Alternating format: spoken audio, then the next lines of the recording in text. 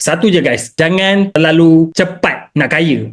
Sebab this is what dropshipping ni business guys. Investment pun sama juga. Investment pun you guys take maybe 1 year, 2 years, 5 years dapat kembali ROI. Sama juga dengan dalam business dropshipping ni. Untuk first month, untuk second month, saya suggest apa tahu? Gain knowledge first. Dapatkan seberapa banyak ilmu. Fahamkan dulu winning product tu apa. Fahamkan dulu kompetitor tu apa sebenarnya. Apakah kompetitor yang terbaik. Kompetitor ni banyak. Dalam dropshipping ni banyak. And you guys kena tahu kompetitor yang jenis mana yang paling sesuai dalam dropshipping.